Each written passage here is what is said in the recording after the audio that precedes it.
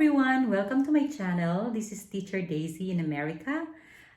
And for today's video, pag-uusapan natin ang isang lesson na akala natin ay nakakalito, pero madali lang pala pag natutunan natin.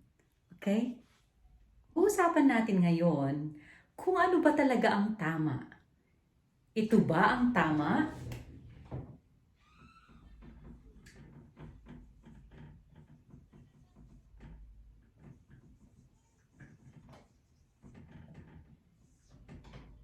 Or ito.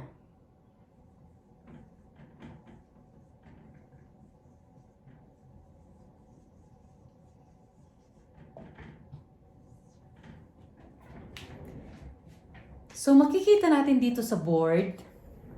Ayan. Sinulat ko one of my friend and one of my friends.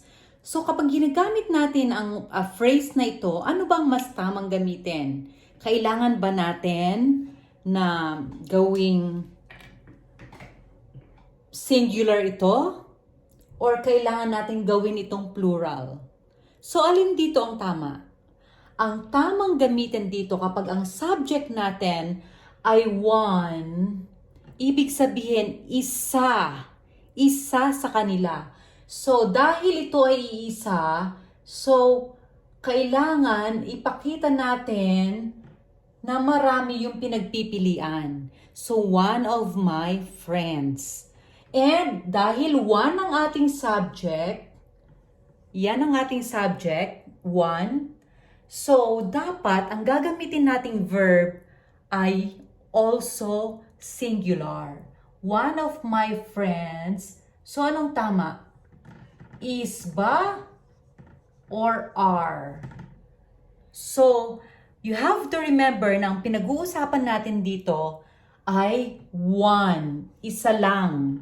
Isa lang ang pinag-uusapan natin dito. So, dapat ang gagamitin natin ay para sa nag-iisang subject, which is the linking verb is. The linking verb is. One of my friends is sick. So, lagi nating tatandaan, kapag ginamit natin ang phrase na one of, ang kasunod lagi nito ay noun in plural form. And kapag ginamit natin yung one as a subject, ang kasunod naman nito is a verb that is singular. So, another example, take this example. So, in the sentence, it says, one of the participants. So, again, the subject is one. And the noun that comes after one should be plural.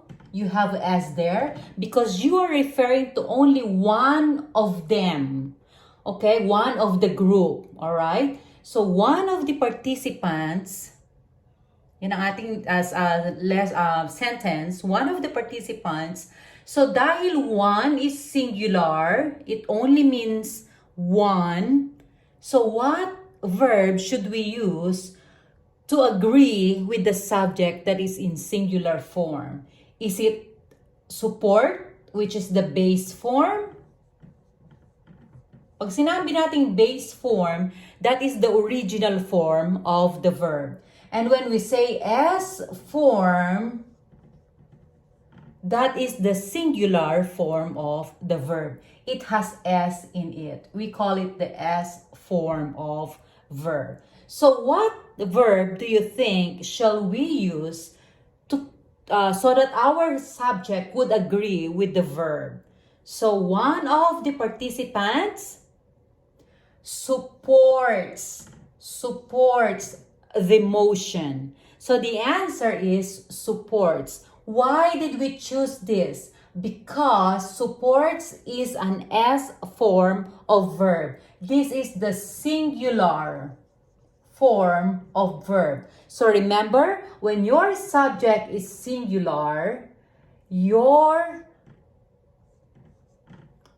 verb should also be singular. The general rule for subject-verb agreement is that singular to singular and plural to plural. So next video, we will also discuss a lot of this. We will discuss further on this subject. But for now, you have to remember that when you use one as a subject, that is always singular. And when you use one of the phrase, this is a phrase, when you use that, your noun after one should always be plural. So you say, one of the apples. You don't say one of the apple. You say one of the apples. You say one of the rooms. If there are so many rooms, you are only referring to one and to one. And remember, these are all in plural form. So one of the apples is rotten. One of the rooms is tiny.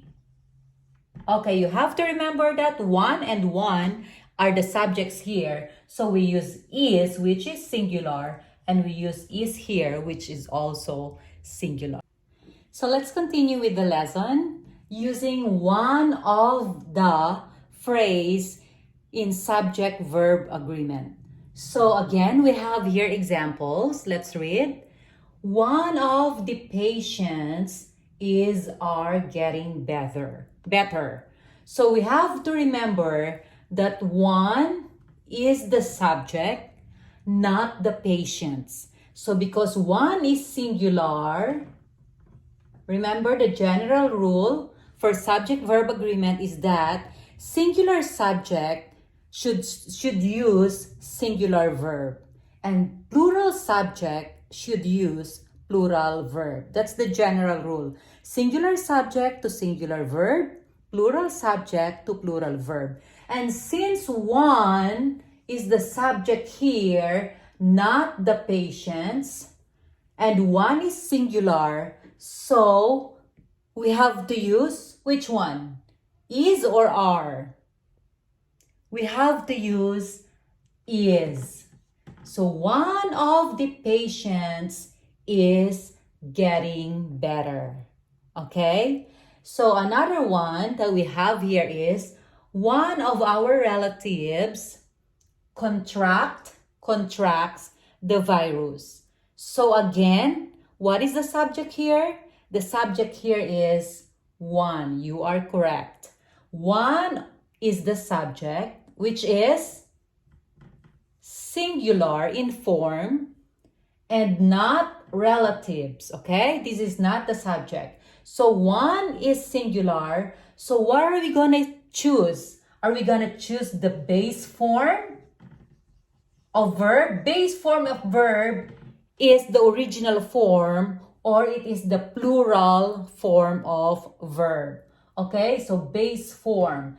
And S form or verbs with S, we call them S form of verb, or these are the singular action verb.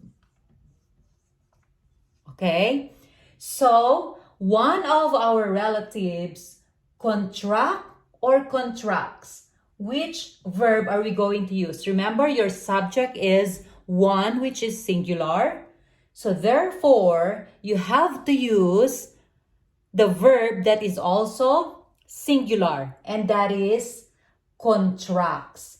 So when you read the whole sentence, it's gonna be one of our relatives contracts the virus. So what are we trying to show here? So one is the subject, which is singular, and contracts is the verb, which is singular. So again, singular to singular subject to singular verb. So what if we have a plural subject? That's another lesson. But for this one, because we are using one of the phrase to show the agreement between subject and verb, it should always be using a singular verb, which is singular linking verb or singular verb that is in the S form. Did you get it? Hello! So, eto na nga. I-recap na natin ang ating lesson for this day. So, ang lesson natin is about one of the phrase. And paano natin gagamitin ang one of the phrase sa subject-verb agreement. So, lagi nating tatandaan, meron tayo ditong mga examples using one of the phrase. So, one of the boys, one of the animals, one of the bags. So, one is always followed. Kasunod lagi niya ay yung noun na plural. Okay? So, one of the boys, one of the animals, one of the bags. So, pag ginamit natin ang one as subject, ang kasunod niya lagi na noun ay plural. Hindi mo pwedeng sabihin one of the fruit.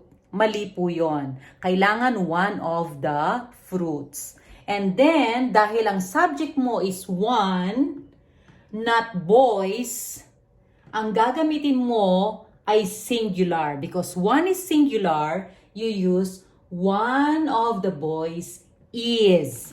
Okay? One of the boys is my cousin. Okay? One of the animals. One is singular. That is singular. This is singular. This is singular. Cries is singular. Remember? Ang S form ng verb ay laging singular. Ginagamit siya sa singular na subject. At kapag naman ang verb ay walang S or na nasa present tense, yun ang tinatawag nating base form. Kaya siya ay plural in form. Okay? So, one of the bags, one is singular. So, ano ang gagamitin natin dito? Was or where? Was. One of the bags was stolen.